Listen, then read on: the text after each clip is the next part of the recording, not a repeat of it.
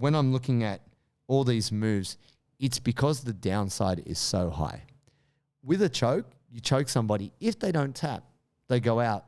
It's not the worst outcome. No, there's no catastrophic damage. No. Besides the loss of a few brain cells, no biggie. But it's actually pretty minor. The brain death's pretty minor. Trust me. Oh, no.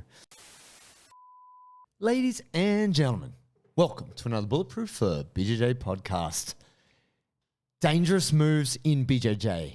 The ones that cause injuries, but you may not know it. They're sneaky. They sneak up on you. Now, we did do a dirty moves, but that's not really... We all know them. We're all aware of them, and they don't necessarily result in you being permanently disabled. Whereas there's some things out there that coaches teach and practice, but dude, they can mess you up. They can. And so I want to start with the one that's most obvious, because this is the thing that's just been bombing my feed. You got to be careful what you like on Instagram. People pulling guard, like jumping guard. Oh, you've been getting some of those? Yeah, I think I saw one video, and you know when they blur the... Oh, that gets me. Oh, yeah, it's like C post. And you're always like, oh, go on. Go on. But you like, I don't want to see it, actually, yeah. But it's funny that by them blurring it, you're like, but what is it? Yeah. It creates this loop like, oh. Gotta taste it. You know it might be bad, but maybe it's actually hilarious. No, it's not. It's some huge unit. Well, it's not even a huge unit. Often a knee getting folded in the wrong direction. Yeah, they jump guard, and instead of the person just kind of falling down evenly, you just see their knee buckle the wrong way and then and it's... So you can no longer jump guard illegal in white belt competition, right? I think it's even illegal up to a certain level. Right. And so the debate has been, should it be banned at black belt? Because what's funny is, like, when I first started, that it was perfectly fine. You could jump guard. All the time. And then we also practiced it. Yeah. Like, you stand there, I take my grips. Now I'm going to jump guard and you're going to kind of brace and hold me, and then I'm going to jump off. And my buddy Marcus could jump close guard on people from like 3 meters away. He would just go long jump, yeah, and land in like high close guard, like collar grips. Like, yeah, it was up, but effective. That's you know? Amazing, yeah, amazing. He sounds like an Olympic long jumper. But yeah, I have been getting just a lot of jiu-jitsu posts of jiu-jitsu related, like, kind of fail injuries. Yeah. And so the jumping guard, it seems innocent, but I think we've seen enough cases of knee recos off the back of that where it's like, you can't do that. Yeah. So yeah, what we're getting at here for those that haven't been exposed to it, when you jump guard, often if it goes wrong, all of your body weight lands on the person you're training with or competing against, and often it'll land all to one side. And if they're not positioned in a way to absorb your weight, their knee is can be greatly compromised, and compromised like really badly in terms of like fold inwards, outwards, like just pretty catastrophic stuff. It's funny. It was never spoken about, right? When we were coming up, it was just like, yeah, jump guard. Nowadays it's like, yeah, no, don't do that. Don't do it in training. And it's, yeah, fair. I'm with it. I'm with not jumping guard and then for lower ranks. People say, what's your secret, JT? Why are your muscles so pumped? Why are you so strong on the mats? Is it the secret sauce? No, it's not. It's hydration, my friends. I every day am using Sodi, Sodi. I use it in the morning first thing, use it when I have my creatine, and I also have it before training. I'll dilute a sachet into about 500, 600 mils of water, and it just keeps me going. I don't get headaches, I don't get cramps, and I don't get tired as quickly. So this is the sachet version. They also have tubs, which is really good too. And they have awesome flavors. This is my favorite, which is salty grapefruit. They have their citrus, they've got pineapple. They've got so many good flavors. It's definitely worth checking out. So you, my friends, if you would like to be better hydrated, feel pumped, feel strong, get on the real magic sauce, which is Sodi. You can get a 15% discount when you use discount code Bulletproof15, sodi.com.au. We were talking about Kani Basami, talking about your scissors takedown. Now, which is basically the same in terms of the output, like when it goes wrong, it's kind of like the jumping guard piece, isn't it? But I would say in some ways it's safer. I don't know if any of you guys remember Kung Lee. back in the day, Yeah. MMA fighter. He used to do like a spinning kick version of it. Like he'd kind of, instead of just jumping and putting a leg across the hip and kicking the legs out, he would do like a spinning, like almost like a reverse, like a wheel kick or a reverse turning kick, and bring the leg across the hip and then spin and turn it into a trip to bring the person down. Right. It's actually freaking cool when he did it, because it was kind of almost two-part. It's like, oh, that guy's doing a bad kick. Oh, no, he's doing a takedown. That was kind of cool. Yeah, I mean, mechanically, when they're used correctly, they're awesome. Yeah. Like you look at Gary Toner when he threw it on Edwin Najmi. Yep, in 86. Incredible. Amazing. Right? When that's Rio Chonan put it on Anderson Silva. Oh, and it was perfect. Straight to the heel hook. Yeah. I think Anderson, was he wearing wrestling boots or something? It was like an early MMA fight. Oh, was it? Yeah, it was in Pride. Oh, dude.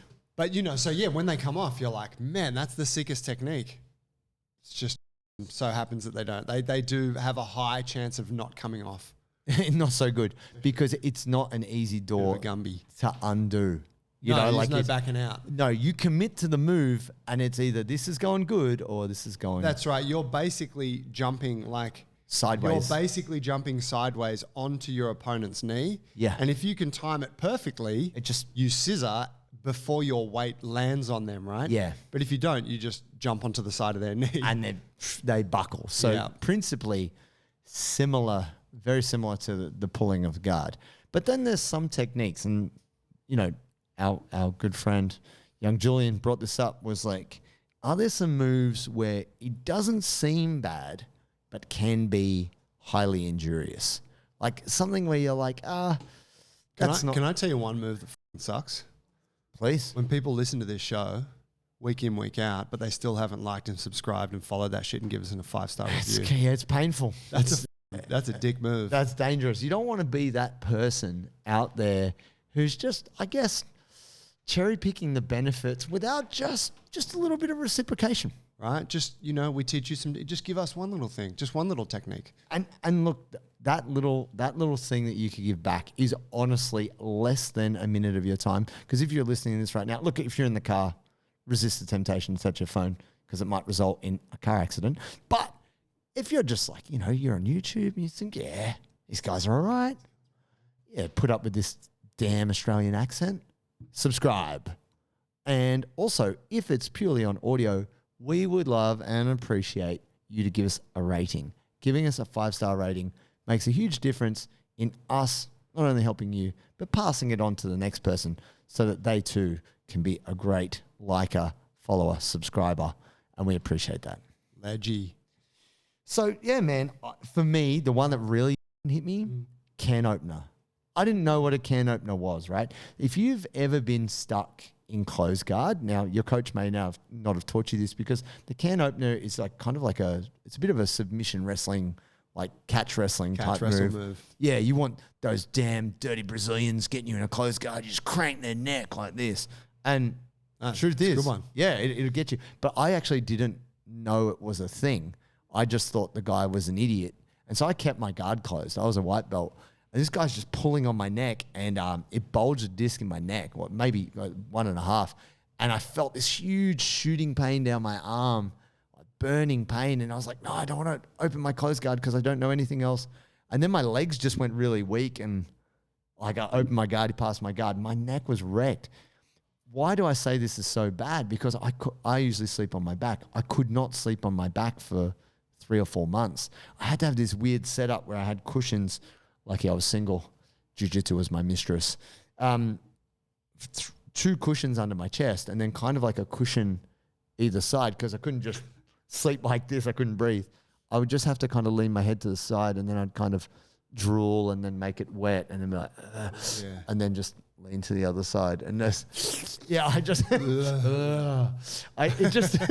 it was really, I didn't sleep well every time. But no, every time I would wake up, I'm like, the neck. I had to spend so much time doing like neck extension work just to try and get things straightened out. Yeah. If you've ever had a bulging disc in your neck, you feel me, you know what the pain is like. Yeah, it took me like 6 months really to come back from that. And it's because I just didn't know That's the worst thing. No one had ever told me. Yeah, like can openers are illegal at lower ranks. Yeah, in I think it's gi illegal comps, right? in general. I don't know. You might be able to do it in ADCC. Surely you could hit them in ADCC, right? But in general, you can't do them. But they're kind of one of those things that you're like, if every technique is like, oh, what are they doing down there? Like if you've never seen an inside heel hook, oh, what are they doing with my leg? oh, they grabbing my heel. There's nothing to grab hold of there. Oh shit, my knees. You know what I mean? Yeah. Yeah. So it is one of those, like, there's always that awkward thing where it's like, you don't know about it. Whereas if you knew about it and it's like, oh shit, I'm in a can opener. Oh shit, you might tap. Yeah. Right? Or not. Because it is one of those ones where you're like, no, I'll just eat this for a bit. Do I tap to this? I'm thinking there's probably a similar piece there with getting stacked really brutally. That can happen. Isn't there? Which, I mean, look, I got personally no problem with using a stack to pass your guard. No, and there's lots of ways that can be applied. But most people are familiar, like I'm getting stacked right now. Oh, my spine. Yeah, so even though you are, it's kind of the same, it's very similar to a can opener in terms of the pressure you're putting on them. It's something that's more within the... I think the difference is there. It goes straight to the neck. You know, when you're getting stacked, sometimes you feel it more in your lower back. This is a Straight neck on crank, the head. and yeah, you could just open your guard, sure, whatever it might be. The reason why I'm mentioning these as dangerous techniques, like any technique taken too far, is injurious, right? We had established that before we had this chat because we were trying to work out what is technically dangerous. The downside is so high. You know, if you're tempted to do a technique and the person doesn't tap, that might result in injury that not permanently disables, but then puts that person in a lot of pain for a long time.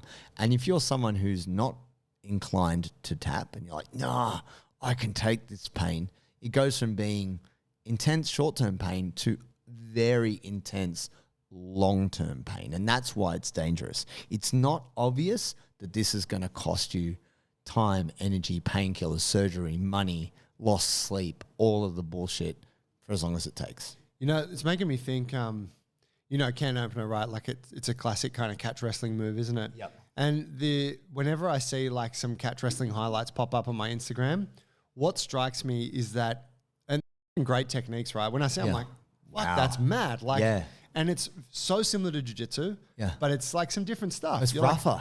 Yeah, and that they use the speed of application Twisting. as a real strength, don't they? Yeah. Where it's like, I jump on this and bang, like kind of thing. Boom. Yeah. Whereas jiu-jitsu has more, I would say, in a pure sense, has more of the like control step by step leading to application. Whereas they're like, nah, like if those toes are hanging out there, I'm just gonna grab that shit and crank. Yeah. And you're like, wow, that works. But so those techniques often kind of lend themselves to, and it was kind of like what I was trying to say with the wrist lock episode we did some weeks back. Kind of Dirty lends moves. in a way, because it relies, it doesn't have to, but it often relies on the speed of application. Dude, I saw a clip of Shinya Aoki doing Japanese submission wrestling and him just twisting a guy's knee inside out. It was like a reverse cradle, but he had the guy in like a heel hook, but he was like cranking the guy's knee, like his foot that way. So he'd overhooked the shin. Yeah. So the guy's knee was internally And then was rotated cradling. and then was grabbing the front of the guy's neck and bending him. And he's like heel hooking him and cranking him. I'm like, Shinya Aoki as a young man was like the most horrible, Oh, yeah. most Hideous. brutal dude. So fun to watch. Yeah, incredible from a that's not me perspective, but also, oh my God. Oh, yeah. I mean, the overhook armbar he would do Yeah. on people. Yeah. Right? Like, kind of like Orlando Sanchez did to Sean Strickland. Yeah. And you're like, he okay, that's a dangerous move. He just whipped it. But Yeah. that was a little bit like, who's going to be the alpha here? And Orlando Sanchez is a hard guy to out alpha. And I think Strickland might have been talking a little bit of smack. And so Orlando Sanchez said, oh, yeah, you want to grapple, huh? God, and he's like, oh, that's a dick move, man. Like, what are you doing? He's like, bro, it's just jiu-jitsu. What's wrong with you? Like, he acted like nothing happens. He's like, what? What did I do? What did I do? Yeah. Like, oh. Yeah, I mean, it's absolutely a dick move, right? In training, competition, whatever, do what No, you do. it's game on. Because that was the other thing going to go to. Now, I don't have a problem with the dick move being applied to Strickland, for the record. yeah. I mean, whatever. I think over time I have grown more sympathetic to Strickland. I grew. There was a like a bell curve where I was like, you know what? I actually He's not so bad. Yeah, I like this guy. Like when he beat Izzy. Yeah. I was like, I'm actually, I think I'm getting on the Strickland train, and then it just all plummeted again. Fell off.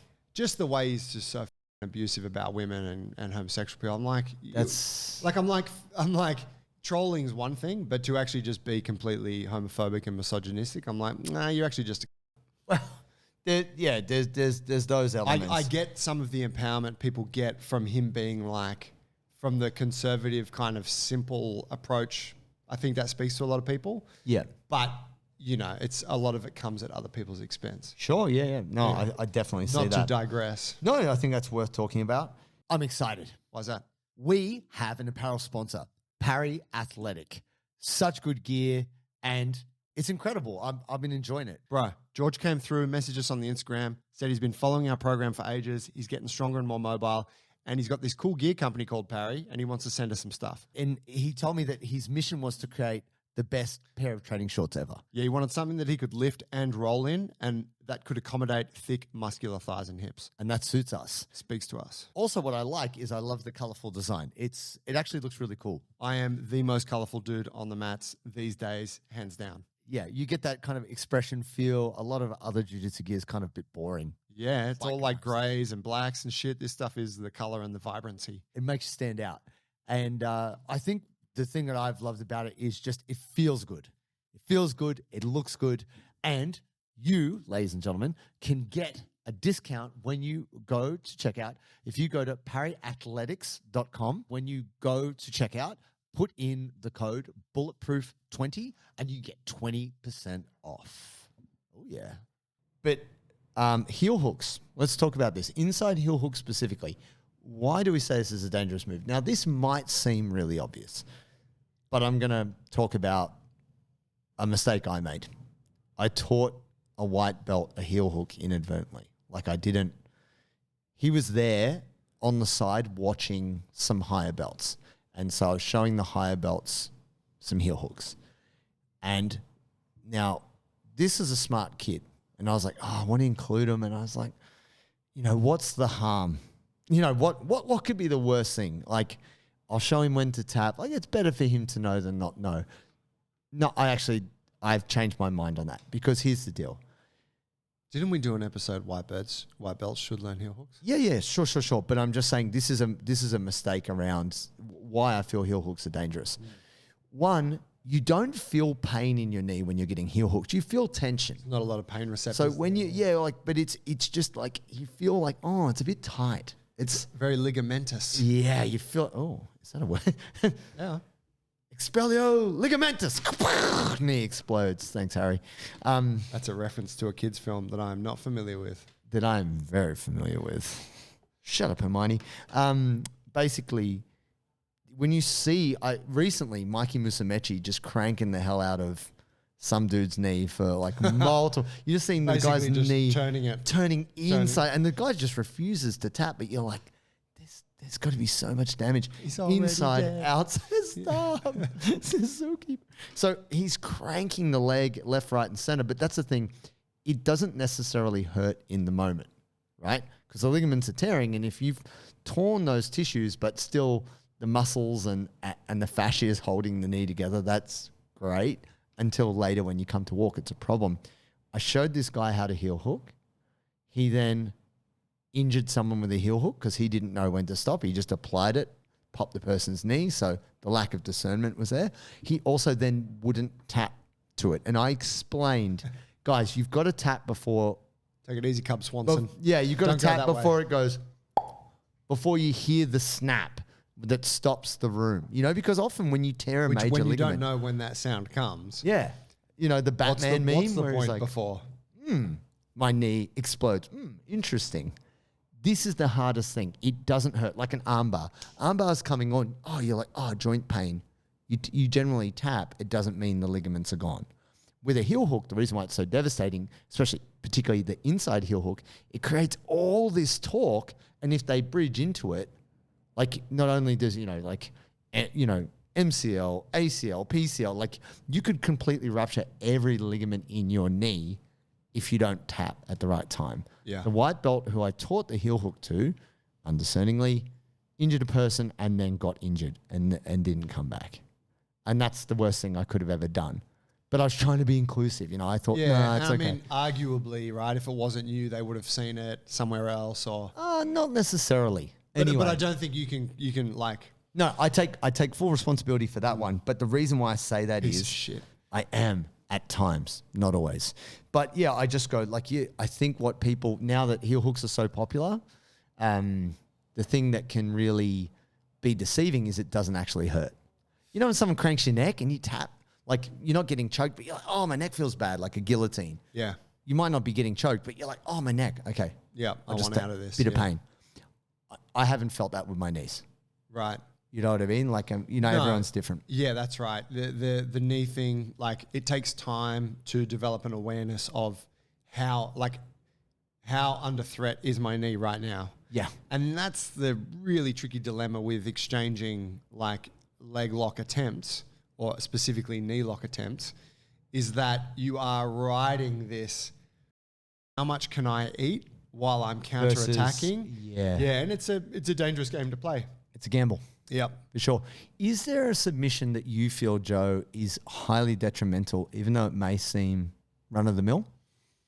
Seems normal, people do them, but can have really bad consequences. You know, I think Kimuras are a real mother like that. Yep. I think Kimuras, and not, you know, I'm not like saying we should like not do Kimuras, and they're sick, but it's just. I can see you sitting atop someone's head and just grabbing that tight figure four, you know. and just, and so, you know, if someone's Kimuring you and you're like on the bottom, say, right, and like you're side mounted and you pin your elbow to your side and you maybe grip your belt or something. Yeah. You're really strong there and really good at defending. But let's say that if we can fast forward into the future 30 seconds and they finish you with the Kimura, there's a point, right? Point A is you defending in a really strong position. Point B is you getting tapped with this Kimura. There's a point somewhere in between point A and B where you lose that tension and let go. Yeah. And so when you're fighting it really hard, well, they're fighting it really hard to like get that arm out. Yeah, dialed. And that's what we see a lot, that it's like fighting, but, and it's like, and it just, you should have tapped earlier, you know, but there's something unique about like if we think of the leverage in a heel hook, like imagine, right, like because we're talking about attacking the knee joint, imagine that you have the shin and then you have the foot, and imagine the foot is of equal length to the shin, right? Yes. And then you lock that joint at 90 degrees. It's just like a beautiful like turnstile that you're just like crank. Yeah. That's kind of what the Kimura is. Right. Like just that shape. Yeah. You know what I mean? Sure. I don't know. It lends itself to so much destruction of the shoulder. And the little additional note I'd put on that is shoulder injuries are the worst because it's so complex. There's so many muscles you can tear, and it's just because it's not a good joint. Like it's not a true joint. So it'll move way more, and the chance of you dislocating your shoulder is so much higher than you dislocating your hip. Yeah. Like you have to have done something crazy to pop your femur out of its really, its socket. Whereas your arm's just hanging there. You can tear your labrum, you can tear all your rotator cuff muscles, you can tear you can tear so many things in that moment. So for those of you out there, you feel this because you've had a shoulder injury, you know it takes a long time to come back from. Oh yeah. And so that could be a reason why that is such a brutal thing. Yeah, I think for me personally, I've like just not respected Kimuras enough over the years. Like if I look back at just some of the stupid things I've done, and I'm like, yeah, definitely just not tapping early enough, or, like throwing one on someone from the bottom, like, oh, I'll defend their half guard pass attempt with this Kimura. And then they counter Kimura.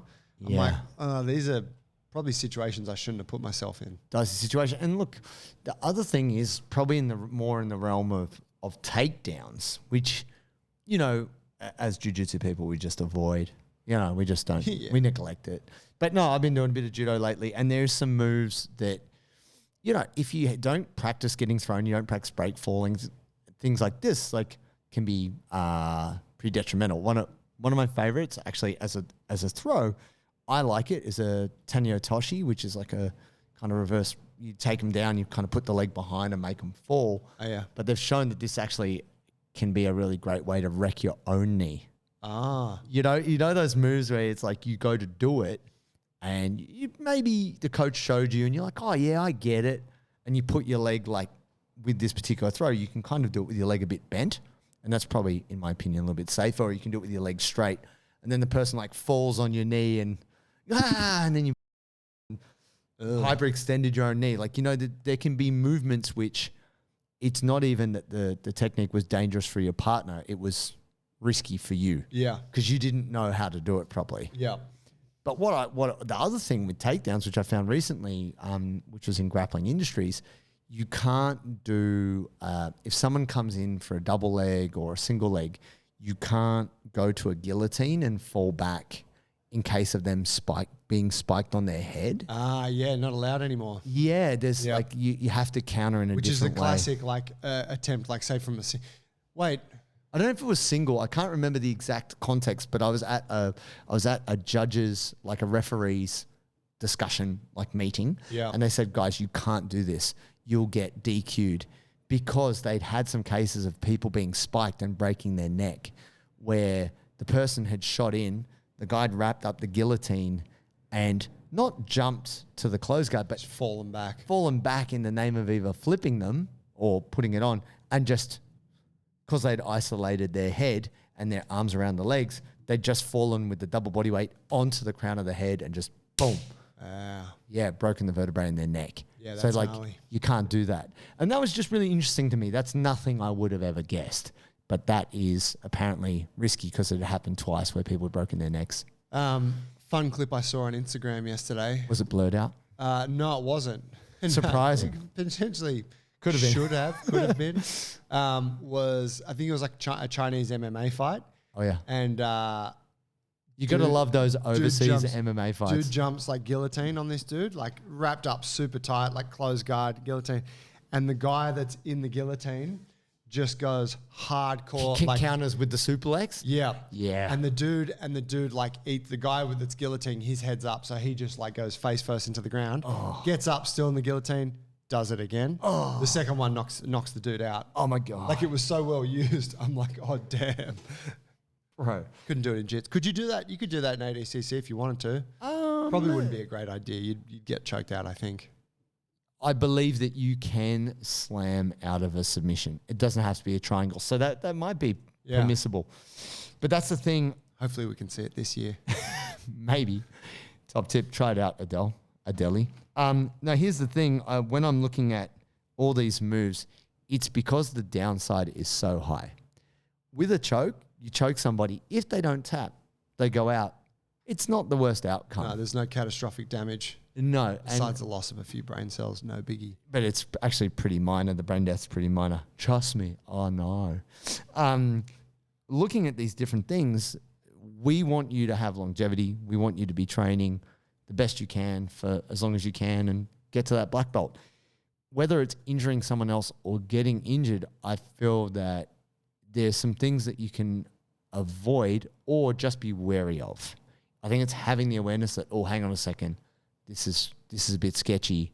This could be really bad. Yeah. You know, I think that's probably the conversation. You can maybe mention it to your training partner. Hey, do you realize that you're about to Rico my shoulder here or whatever it might be? And so then that might cause you to be a bit more careful and then don't hurt people, potentially. Yeah, I've hurt some people in my time jump and guard, and I look back, I'm like, damn, I wish I never did that. Fond memories. Just packing a car. Actually, ones that you're like, oh, damn, I still feel bad about that. Yeah, and that's the thing. That's the kind of, this is something that's probably not talked about. It's kind of like almost like a jiu-jitsu PTSD where you carry with you a little bit the people you injured. Yeah. And even if they're fine now, you're like, that happened because of me. And you think, I could have done something else. You know, you didn't think in the moment it was going to be particularly bad, but if it sends somebody to the surgery table, it's never worth that. No. You know, so my friends, doesn't mean that you don't roll as hard as you need to roll, but yeah, there's definitely some things that we can avoid. And maybe there's some techniques out there that we didn't even mention that you're aware of, and you can put in the comment section. We'd like to hear them. We'd like to see them. Yep. Yes, sir. Thanks, fam. Thank you.